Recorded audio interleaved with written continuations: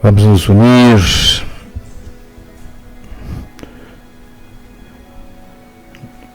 na luz que o Mestre Jesus nos apresenta, no seu abraço fraternal, a sua imagem, naquela imagem de vibração, de amor, de caridade,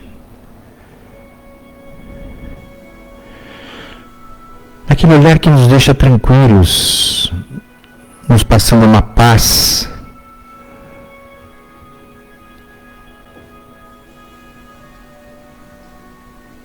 e diante de tantas essas ofertas que o Mestre nos oferece, nos cabe agradecer. Mestre Jesus, que bom contarmos com a Tua presença. Presença de amor, presença de ensinamento, de toda a doutrina que nos ensina o caminho, a verdade e a vida.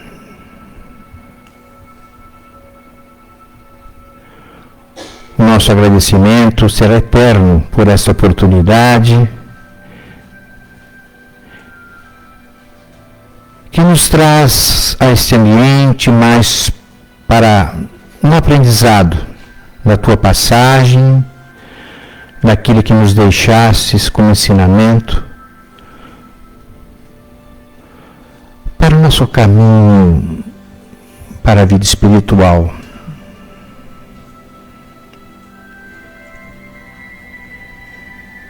Queremos Te pedir nesse momento pelos nossos irmãos desencarnados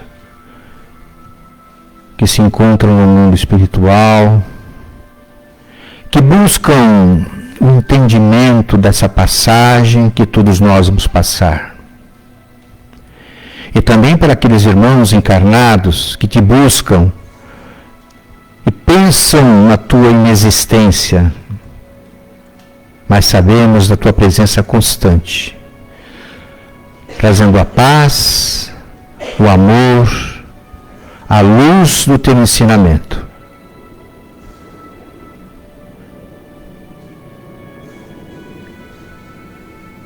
Que nesta manhã, junto à nossa palestrante Elda, que possamos sair mais uma vez carregados de ensinamentos e de aprendizado, que é a proposta que nos deixaste.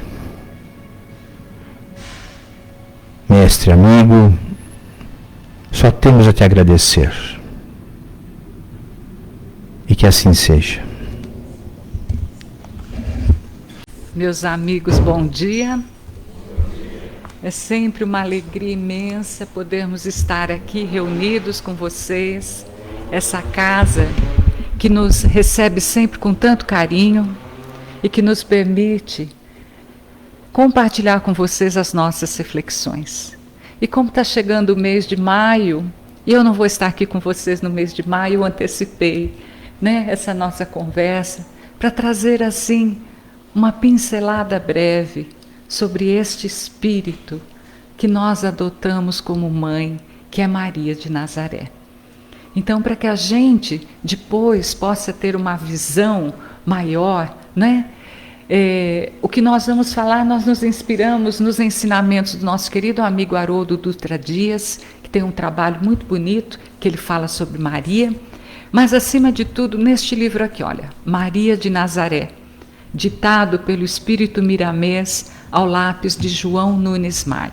Então, é um livro bem grande, que conta essa história maravilhosa de Maria de Nazaré.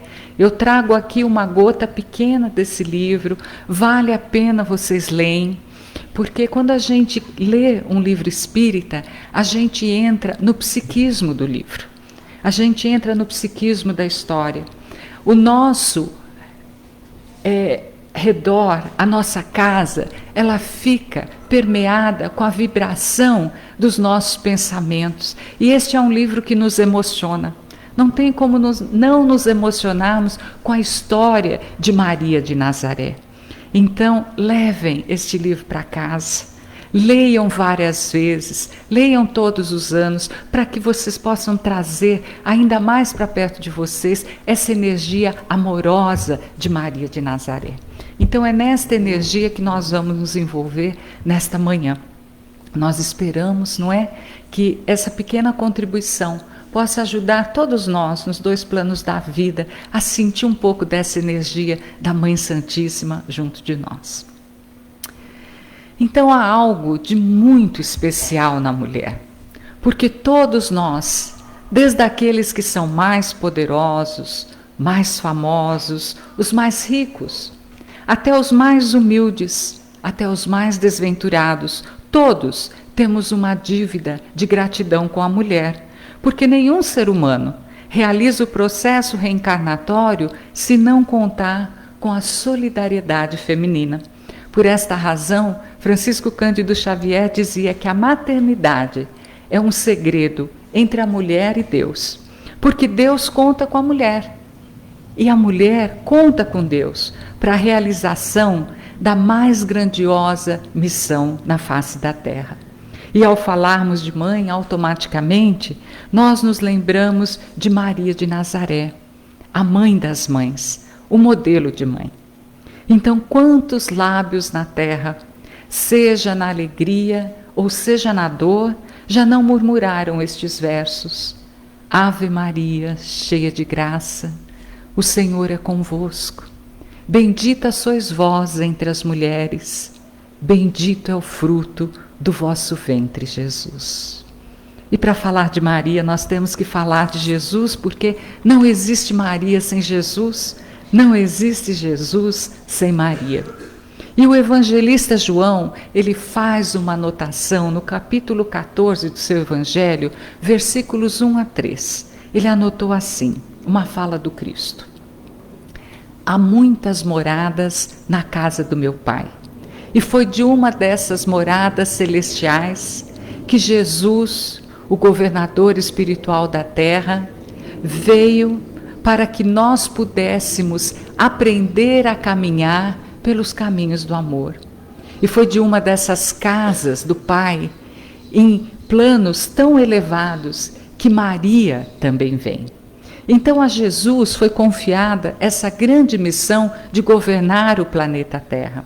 A ele foi entregue esta responsabilidade como irmão maior, como um espírito esclarecido, assegurar como bom pastor o destino dos filhos de Deus, aqueles que viriam completar mais uma etapa da sua evolução neste planeta. Então, contando com a ajuda de uma pleiade de espíritos altamente evoluídas, tanto intelecto como moralmente, Jesus, por amor e misericórdia, aceita essa majestosa e desafiadora missão de guiar a todos nós nos caminhos do bem maior. Então vem Ele mesmo encarnar entre nós, para que nós tivéssemos um modelo, um guia a quem seguir. Então Jesus é luz, literalmente. E para que Jesus pudesse vir estar entre nós, Ele levou centenas de anos para descer. Às vezes a gente fala, né? Nós passamos agora pela Páscoa, nós passamos agora pela Semana Santa, e a gente acha que o grande sacrifício do Cristo é a cruz. Na verdade, o grande sacrifício do Cristo é um espírito que era literalmente luz, ter que descer degrau por degrau, camada por camada, vir envergar um corpo físico e habitar entre nós, criaturas ainda tão imperfeitas. Então este foi o grande sacrifício de Jesus. E para que Jesus pudesse então estar conosco, né, essa descida desses páramos de luz necessitou de uma grande estrutura. Então muitos espíritos vieram antes do Cristo para poder preparar o caminho. E entre esses espíritos luminares está este espírito lirial, que nós chamamos virginal, imaculado, cujo esforço, resignação, aceitação e amor, se não houvesse o compromisso desse espírito, talvez esta missão se comprometesse. Nós estamos falando de Maria, Maria de Nazaré, Maria, a mãe de Jesus. Então a Maria foi solicitada a grande sacrificial missão de na terra ser a mãe do Redentor. E nós dissemos que é uma missão sacrificial e uma grande missão, porque igualmente a Jesus, Maria deixa de habitar os mundos celestes e também para fazer toda essa descida de Maria. Também foi um trabalho muito difícil. Aqui no livro, Miramês diz que Maria, em cada plano que ela estagiava, até chegar no planeta Terra, ela deixava contribuições inenarráveis. E era também uma missão sacrificial, porque Maria vai ver o seu filho justo e bom sendo crucificado. Quem de nós entregaria o seu filho para ser sacrificado, crucificado pelo bem da humanidade? Então, só mesmo um espírito com uma alta envergadura, um espírito conhecedor desta missão, e não uma camponesa tão ingênua como é colocado Maria por muitas religiões. Então, segundo a narrativa do espírito Miramês neste livro, Maria não é aquela camponesa sem instrução a quem por acaso foi dada uma missão. Maria é um espírito esclarecido, tanto quanto Jesus, e a sua descida, como nós dissemos, também demorou centenas de anos.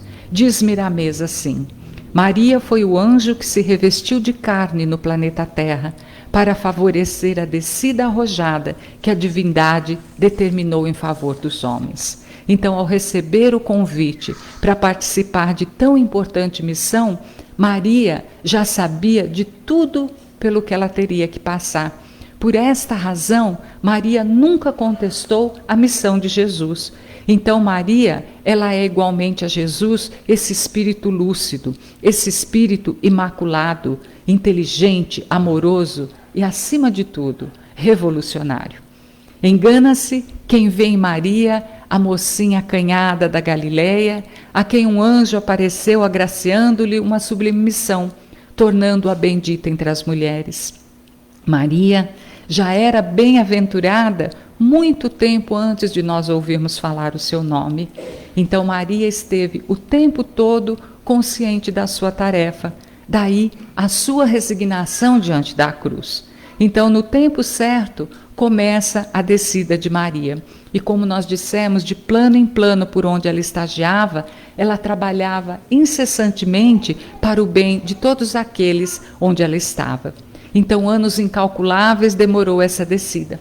Mas quando finalmente Maria chega aqui no planeta Terra, antes do seu próprio nascimento, comandando como um general do amor, tropas de soldados do bem, Maria realiza um trabalho incalculável para poder limpar psiquicamente a atmosfera da região onde ela e Jesus iriam encarnar, não é?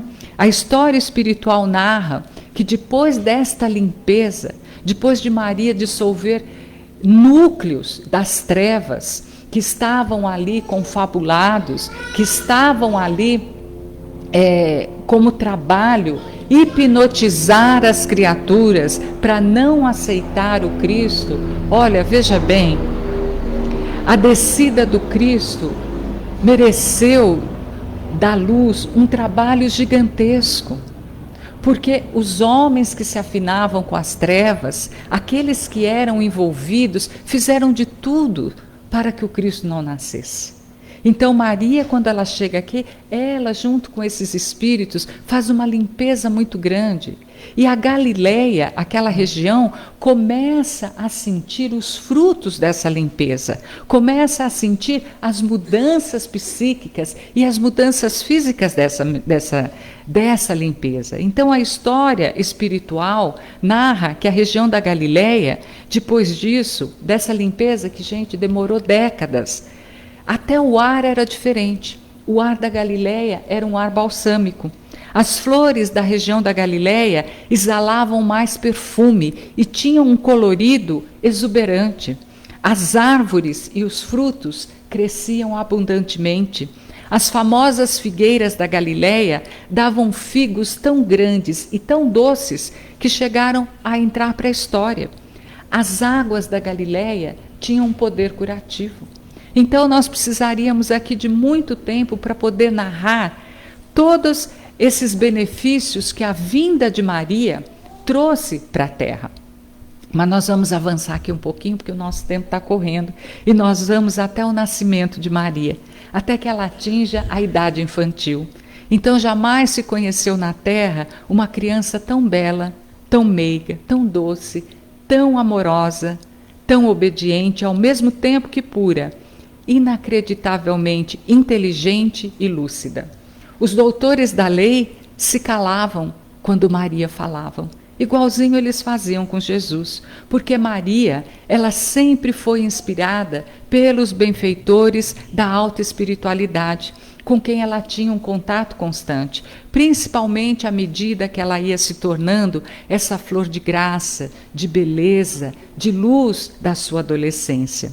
Então, naquela época, à medida que as jovens elas iam crescendo, eram escolhidas algumas virgens para que elas fossem educadas no templo de Jerusalém. Então os rabinos que já haviam tido contato com Maria, eles a julgavam assim com algumas ideias impróprias, ideias de igualdade, ideias de fraternidade, ideias de perdão, de união entre os povos. Olha só, tal mãe, tal filho, não é?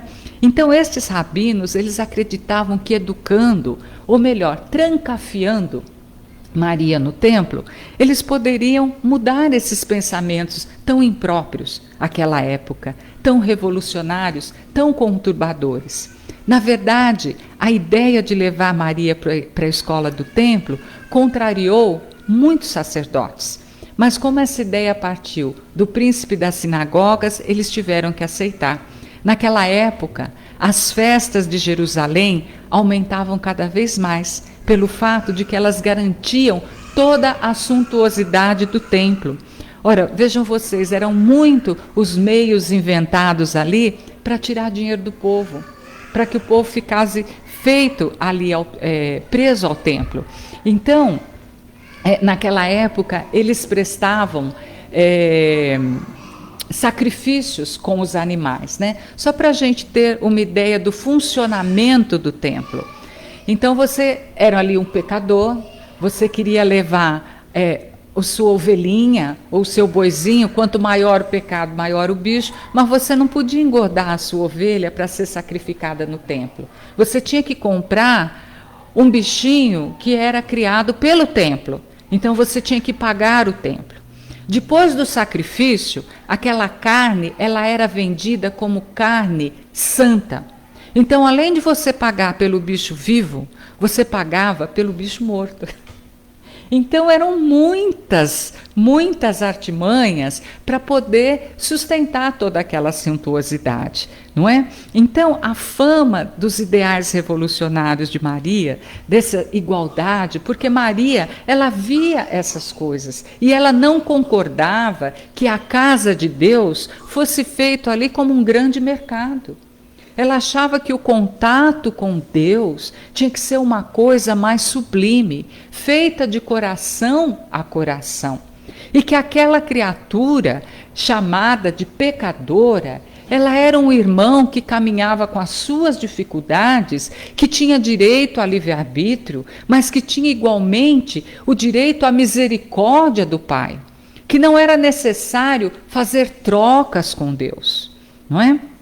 Então, Maria observava tudo isso. Então, muitos sacerdotes ficavam incomodados com Maria e não gostariam que ela fosse para o templo. Mas os pais de Maria, Eli e Ana, eles já se encontravam bastante cansados de tantas visitas, porque muitas pessoas queriam ver e ouvir a menina de Nazaré.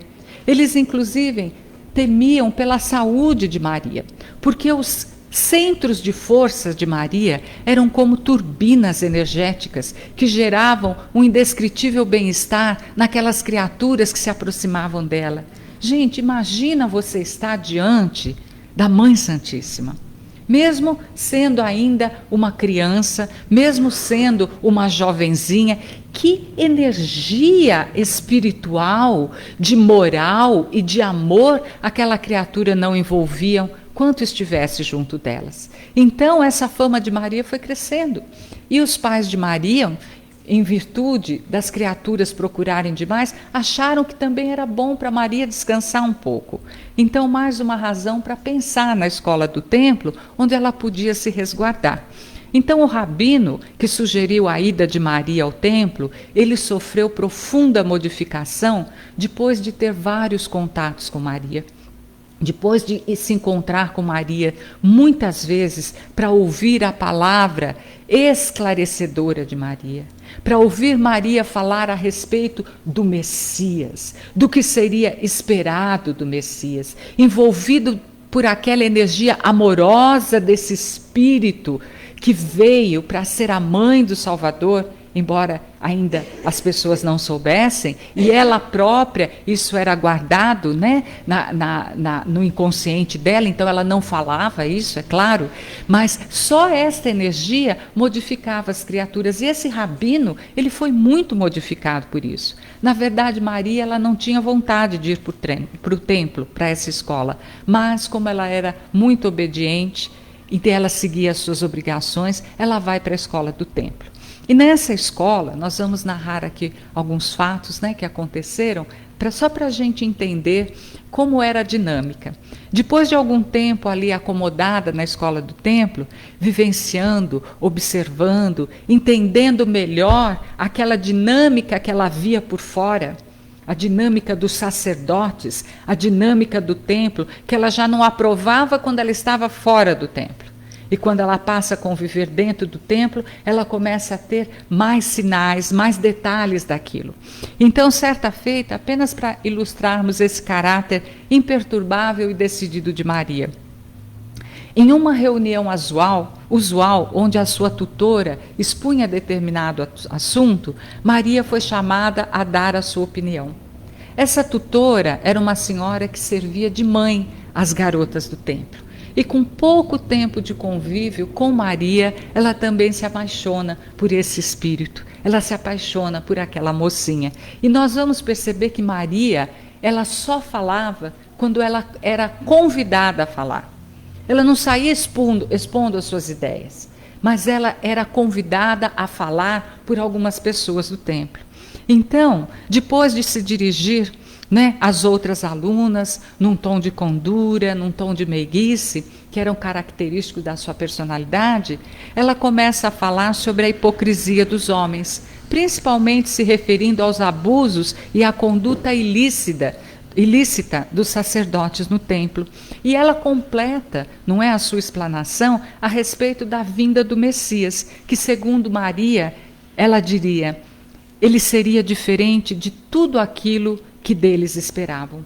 Porque os judeus, eles achavam que o Messias viria para vingar a raça, né? Que ela viria destruir e subjugar os outros povos, principalmente os romanos. Então, eles não estavam esperando um general do amor, como foi o Cristo, mas eles estavam esperando um Messias bélico, que viesse de uma família rica, que viessem com poderes do mundo material para poderes subjugar a raça, todos aqueles povos que escravizaram os judeus, principalmente os romanos, porque naquela época eles estavam sob jugo romano.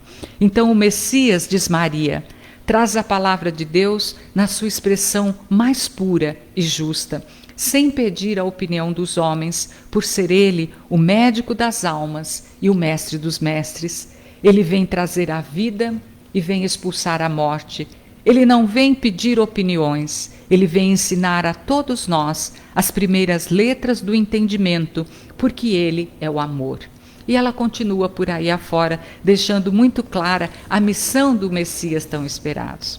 Então, muitos sacerdotes se acercavam de Maria para poder ouvir a sua palavra inspirada, porque ela pronunciava essas coisas não com crença, mas com sabedoria. Ela sabia aquilo. E essa energia moral, essa força moral de Maria, envolvia muitas criaturas que já estavam com o coração ali fadados ao bem. E certa feita, numa dessas reuniões de sacerdotes, e vamos aqui explicar que essas moças, né, que estavam lá no templo, como Maria, durante essas reuniões eram elas que serviam o alimento para os sacerdotes. Então elas que levavam a comida. E numa dessas reuniões estava justamente um desses sacerdotes falando, né, colocando as suas ideias sobre serem os judeus o povo eleito para receber o Messias. Mas ele se referia a isso porque ele falava da superioridade deste povo sobre os demais, que a superioridade dos judeus era evidente. Então, o Messias viria sim nascer entre eles. Mas entre os sacerdotes havia um sacerdote jovenzinho e que era simpatizante de Maria. Desde aquela época, esse sacerdote já gostava muito de Maria. E vocês vão se lembrar, porque ele teve a oportunidade de conhecer também Jesus. Estamos falando de Nicodemos. Vocês se lembram daquela passagem de Nicodemos, em que Jesus diz que é necessário nascer de novo? Então, na época de Maria, ele era um pouco mais velho que Maria. Ele era um jovenzinho. E Nicodemos se embevecia quando Maria falava das suas crenças, quando ela falava do Messias. Então, Nicodemos, nesse momento em que o sacerdote está expondo, né, a sua opinião a respeito dessa superioridade dos judeus, Nicodemos então pede para que Maria se pronuncie a respeito daquilo que o sacerdote está dizendo, ou seja, dos judeus serem essa raça escolhida para receber o Messias por causa da superioridade deles. Então Maria, né, de uma forma muito educada, muito gentil, mas muito segura, ela se posiciona, né, com firmeza. E ela diz que o Messias viria assim, habitar entre os judeus. Não porque este povo fosse escolhido por ser um povo superior, mas porque o Messias era, antes de tudo, o médico das almas. E aquele povo certamente seria o mais doente e o mais necessitado de todos, pois que eles deturpavam os ensinamentos de Deus e, portanto, mais do que qualquer outro povo, eles precisavam urgentemente de um médico. Então, os judeus, eles detinham todo o conhecimento, e não só o conhecimento do Deus único, porque outros povos tinham esse conhecimento, mas eles professavam esse conhecimento do Deus único. Era isso que diferenciavam os judeus. Não era só conhecer, porque os egípcios também conheciam e aceitavam que só existia um único Deus. Mas eles professavam essa fé. E essa fé, ela era muito forte. Então, a ponto de ter uma passagem, né, nos ensinamentos hebraicos, que muitas criaturas achavam que era um erro de tradução, quando ali no texto diz assim, que quando Deus pede alguma coisa, primeiro eu dou o passo e depois Deus coloca o chão. Tamanha a fé deles. Então eles não têm dúvida de que Deus agiria. Então isso faz a diferença desse povo. Só que Maria diz assim, que isso não torna ninguém superior. Não é? E que Jesus, né, que na época o Messias, viria assim reencarnar, porque eles estavam deturpando os ensinamentos de Deus, a começar pelo que eles estavam fazendo com a casa de Deus, tornando aquela casa um grande mercado. Então, o Messias viria assim, porque ele é o médico dos médicos, e aquele povo certamente era o mais necessitado. Então, depois, né, uma semana depois dessa reunião, em que os sacerdotes ouviram Maria, ela foi gentilmente convidada a retornar para sua casa, e aí encerra essa parte de Maria no Templo de Jerusalém. Então, Maria, nas palavras de Miramês, foi um desses exemplos de luz para o coração das trevas. Onde ela estivesse, ela dava amplitude aos valores do Espírito, acendendo a chama da verdade onde quer que fosse. Então Maria, segundo Miramês, era consciente da vida que levava. Alguns escritores religiosos, como dissemos, colocam-na como simples camponesa sem instrução e entendimento da missão que a trouxe à Terra. Mas Maria, ela era plena de conhecimentos, e a sua grandeza estava em não querer mostrar o que ela era. Há inclusive uma passagem aqui que ela pede para que os espíritos apaguem a sua luz. apaguem a vibração dela, para que ela possa conviver como uma simples camponesa entre as pessoas. Né? Quando a gente lê essa parte que os mentores colocam aqui, que Miramês descreve, é emocionante ver essa humildade, esse amor, para que ela pudesse transitar pelo mundo sem aparecer tanto. Então Maria, ela conhece os essênios e ela convive entre eles. E com este povo realmente instruído, onde ela pôde reencontrar muitos daqueles espíritos que vieram com ela sustentar a causa do Cristo, ela passa a divulgar a necessidade de nós trabalharmos em silêncio. E ela ainda convida a todos nós a estabelecer, como ela própria denomina, uma guerra santa, ou seja, a luta dentro de nós, com as nossas inferioridades, respeitando todos os atos alheios, porque cada um é um mundo diferente, com todos os recursos da libertação de si mesmo. E Maria, ela diz que é tão importante nós implementarmos esta guerra santa dentro de nós, porque o verdadeiro inferno, nos diz Maria, é onde não existe perdão, onde não existe fé, onde não existe fraternidade, onde não existe amor.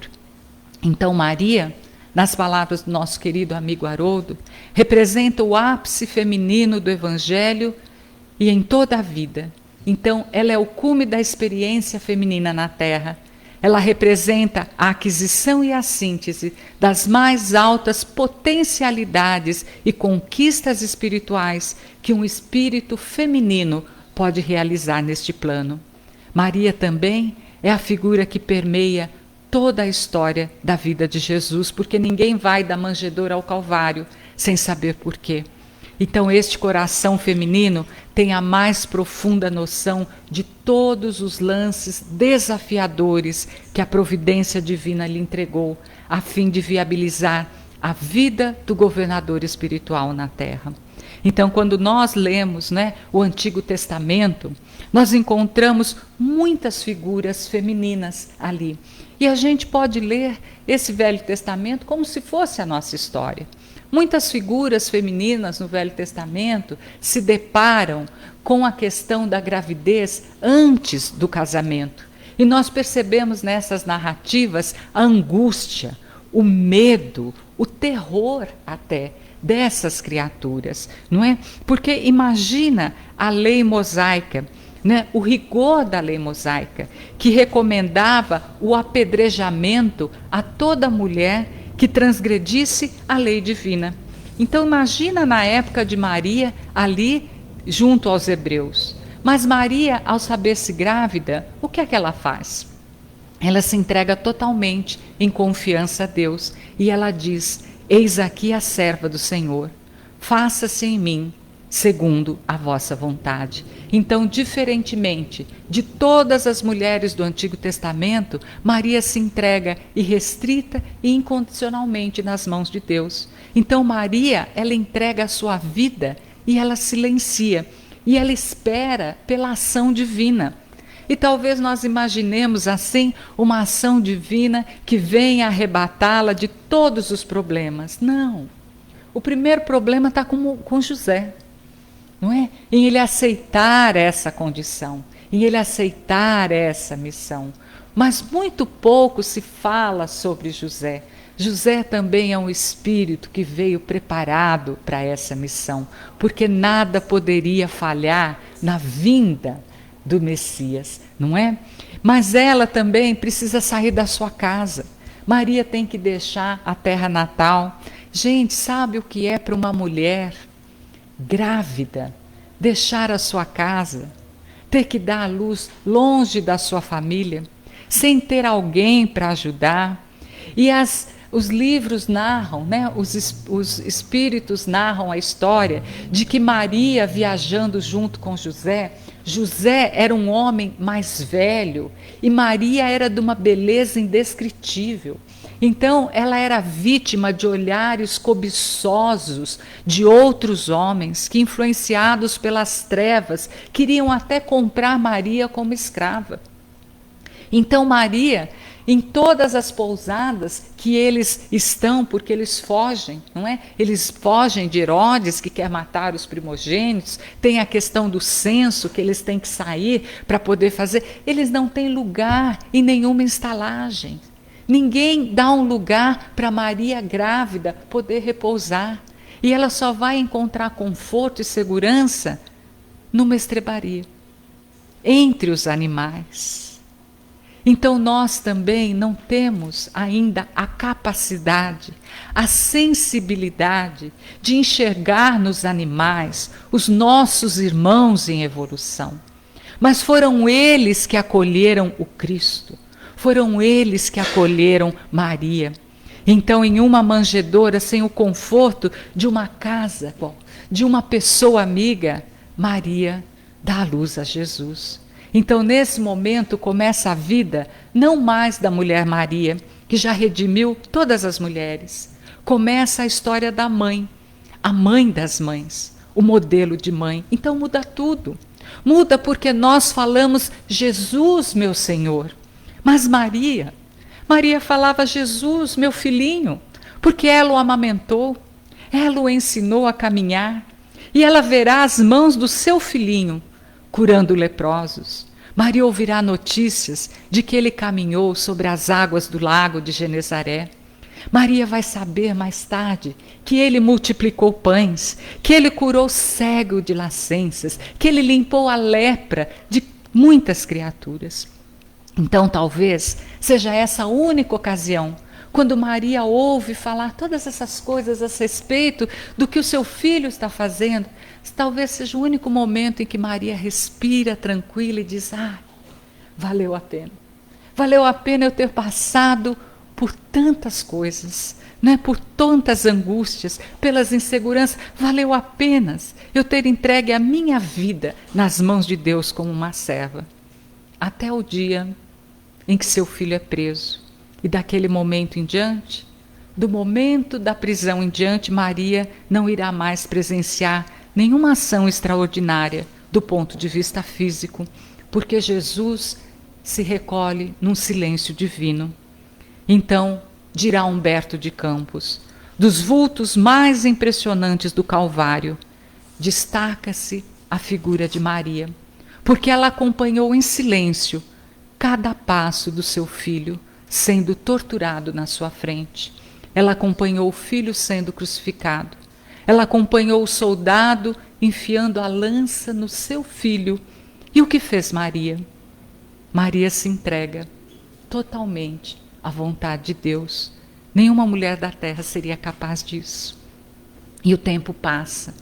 Depois da noite do Calvário, o tempo passa, a saudade aumenta, a falta do filho, e ela, na casinha de Éfeso, junto com João, continua recebendo os filhos do mundo, porque Maria é a mãe da humanidade inteira, e ela esconde a própria dor para poder aliviar a dor daqueles que a buscavam. E os anos passam até que em determinado momento um peregrino diferente entra na fila. E quando esse peregrino se aproxima, ele não se queixa, ele não reclama, ele nada pede. Então Maria, olhando para ele, reconhece. Uma mãe não se engana. Ele mostra as marcas e ela então faz um gesto de se ajoelhar, mas ele a impede e ele se ajoelha. Meus irmãos, o espírito que governa o nosso planeta se ajoelha diante desta mulher, diante desta mãe. Sabe por quê? Nós vamos encontrar isso escrito em várias obras de André Luiz. Aqueles que amam governam a vida.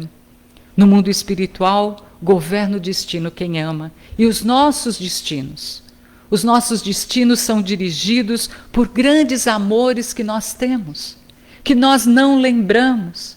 Às vezes a gente pode se achar tão sozinho, tão desamparado, e a gente não imagina o amor que vem do plano espiritual por aqueles que traçaram um mapa reencarnatório para a gente com tanto amor. Então quem ama assume o direito de governar. Então Jesus se ajoelha diante de Maria e diz assim: é da vontade do meu Pai que no meu reino tu, Maria, sejas a rainha. Então, meus amigos, na governadoria da terra tem uma mãe, que nós nunca nos esqueçamos disso, que na direção dos nossos destinos, do meu e no destino de cada um de vocês, na nossa programação das reencarnações, tem um coração de mãe que vela por cada um de nós. E essa mãe escolheu uma tarefa no mundo espiritual, que é uma das tarefas mais difíceis. É ela quem cuida de cada encarnado que se suicida. Então há toda uma legião de Maria recolhendo esses irmãos que se equivocam, que no momento de desespero, de angústia, de solidão, atentam contra a sua própria vida. E para que a gente possa, estamos olhando ali o relógio, já está adiantado, terminar aqui essa pequena exposição a respeito de Maria, nós vamos terminar com um poema ditado ao lápis de Francisco Cândido Xavier pelo espírito Maria Dolores, para que a gente não esqueça a tarefa que Maria assumiu na espiritualidade. Esse poema, ele está no livro Momentos de Ouro, e ele diz assim: depois de muito tempo, sobre os quadros sombrios do Calvário, Judas, cego no além, errava solitário. Era triste paisagem, o céu era nevoento, cansado de remorso e sofrimento, sentara-se a chorar. Nisso, nobre mulher de planos superiores, nimbada de celestes esplendores, que ele não conseguia divisar, chega e afaga a cabeça do infeliz. Em seguida, num tom de carinho profundo, quase em oração, ela diz: meu filho, por que choras? Acaso não sabeis? Replica o interpelado, claramente agressivo. Sou um morto e estou vivo. Matei-me e ainda estou de pé, sem consolo, sem lar, sem amor e sem fé. Não ouviste falar de Judas, o traidor? Sou eu que aniquilei a vida do Senhor. A princípio, julguei poder fazê-lo rei, mas apenas lhe impus sacrifício, martírio, sangue e cruz. E em flagelo e aflição, eis que minha vida agora se reduz. Afastai-vos de mim, deixai-me padecer neste inferno sem fim. Nada me pergunteis, retirai-vos, Senhora. Nada sabeis da mágoa que me agita. O assunto que lastimo é unicamente meu. No entanto, a dama calma respondeu: meu filho, sei que choras, sei que lutas, sei a dor que causa o remorso que escutas. Venho apenas falar-te que Deus é sempre amor em toda parte. E acrescentou serena: a bondade de Deus jamais condena. Venho por mãe a ti, buscando um filho amado. Sofre com paciência a dor e a prova. Terás em breve uma existência nova. Não te sintas sozinho ou desprezado. Judas interrompeu-a e bradou rude pasmo: mãe, não venhais aqui com mentira e sarcasmo, depois de me enforcar num galho de figueira, para acordar na dor, sem mais poder fugir à vida verdadeira, fui procurar consolo e força de viver ao pé da mãe que me forjara o ser. Ela me viu chorando, escutou os meus lamentos, mas teve medo dos meus sofrimentos, expulsou-me a esconjuros, chamou-me monstro, por sinal disse que eu era unicamente o espírito do mal. Intimidou-me a terrível retrocesso, mandando que apressasse o meu regresso para a zona infernal de onde eu vinha. Ah, detesto lembrar a horrível mãe que eu tinha. Não me falei de mães, não me faleis de amor, sou apenas um monstro sofredor. Ainda assim, disse a dama docemente, por mais recuses, não me altero. Amo-te, filho meu, amo-te e quero ver-te de novo a vida, maravilhosamente revestida de paz e luz, de fé e elevação. Virás comigo à terra, perderás pouco a pouco o ânimo violento, terás o coração nas águas de bendito esquecimento. Numa existência de esperança, levar-te-ei comigo a remanso abrigo, dar-te-ei outra mãe, pensa e descansa. E Judas, nesse instante, como quem olvidasse a própria dor gigante, ou como quem se desgarra de pesadelo atroz, perguntou: quem sois vós, que me falais assim, sabendo-me traidor? Sois divina mulher, irradiando amor, ou anjo celestial, de quem presinto a luz? No entanto, ela, a fitá-lo frente a frente, respondeu simplesmente: meu filho, eu sou a mãe de Jesus. Então nós vamos agora,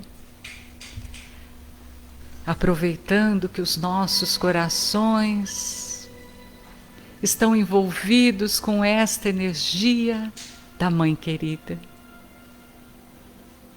sentindo entrar neste salão toda uma legião de Maria, que se coloca atrás de cada um de nós, estendendo as suas mãos sobre cada um de nós que aqui estamos, recebendo do alto uma energia safirina que desce sobre nós como pétalas luminosas, adentrando o nosso coronário, nos trazendo uma calma, uma tranquilidade, invadindo o nosso coração em ondas de ternura, em ondas de paz. Nós vamos agora, nesse instante, receber a nossa Mãe querida. Nesse momento, a Mãe Santíssima adentra este salão e ela vai ao encontro de cada um de nós. Ela abre os seus braços nesse momento para nos receber num abraço materno. Abrace Maria. Abrace a Mãe Santíssima. Entregue a ela nesse instante todas as suas dores. Faça a ela aquele pedido que está na sua alma. Nesse instante, ela abre o coração para escutar você. Ela afaga a sua cabeça. Ela coloca a mão no seu peito e te libera dessa dor que há tantos anos você guarda. Entregue à Mãe Santíssima. Ela ouve o seu pedido.